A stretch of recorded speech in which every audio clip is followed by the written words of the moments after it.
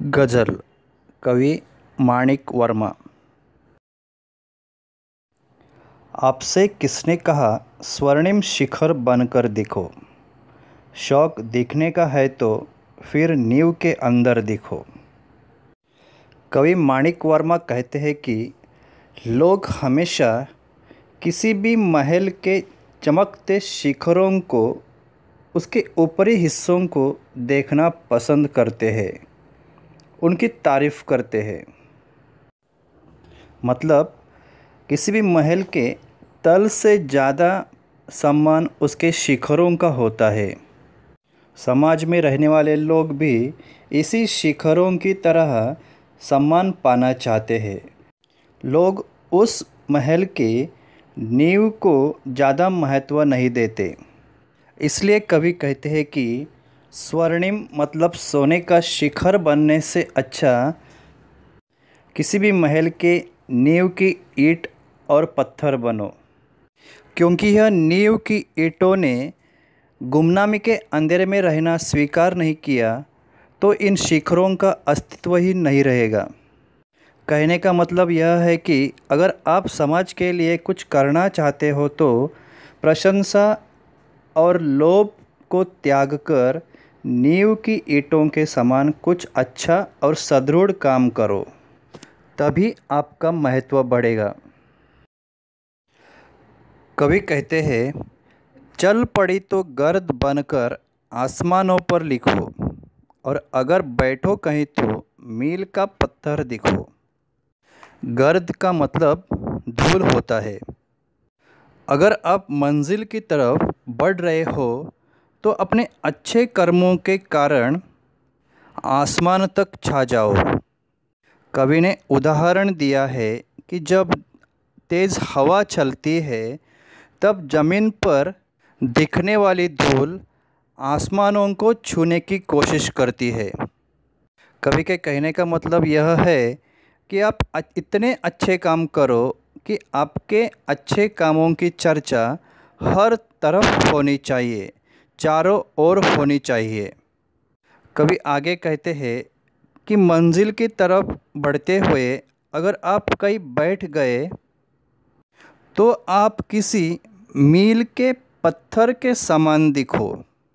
जैसे मील का पत्थर राहगीर को, पथिक को अपनी मंजिल की तरफ बढ़ने के लिए मदद करता है, उसी प्रकार आप भी दूसरों की मदद करो। कवि आगे कहते हैं, सिर्फ दिखने के लिए दिखना कोई दिखना नहीं।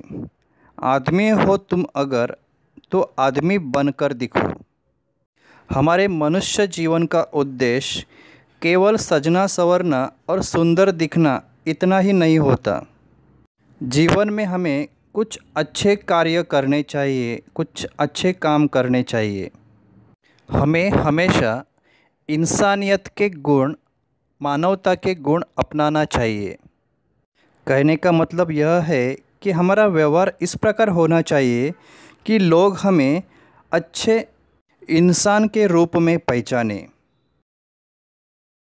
कवि कहते हैं, ज़िंदगी की शक्ल जिसमें टूटकर बिखरे नहीं, पत्थरों के शहर में वो आईना बनकर दिखो। हमें ऐसा इंसान बनकर दिखाना है जो कितनी भी प्रतिकूल कठिन परिस्थिति आए उससे विचलित न हो, टूट न जाए।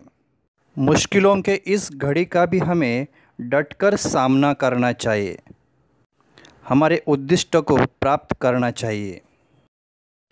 कवि कहते हैं, आपको महसूस होगी तब हर एक दिल की जलन, जब किसी धागे सा जलकर मोम के भीतर दिखो। हमें हर मनुष्य के प्रति सहानुभूति, अपनापन रखना चाहिए, तभी हमें दूसरों की तकलीफ़ें समझ आएगी, उनका दुख समझ आएगा, उनके दिल की पीड़ा हमें समझ आएगी। जैसे मोमबत्ती के साथ उसके अंदर रहने वाला धागा भी जल जाता है, उसी प्रकार हमें दीन दुखियों की पीड़ा समझकर उनके दुख दूर करने का प्रयत्न करना चाहिए, और यही मनुष्य धर्म है। कवि कहते हैं, एक जुगनू ने कहा, मैं भी तुम्हारे साथ हूँ। वक्त की इस धुंध में तुम रोशनी बनकर दिखो। असफलता के कारण कभी कभी हमारे जीवन में भी निराशा छा जाती है। निराशा के इस पलों में भी हमें कभी कभी आशा की, उम्मीद की एक छोटी सी किरण भी बड़ा सहारा लग जाती है।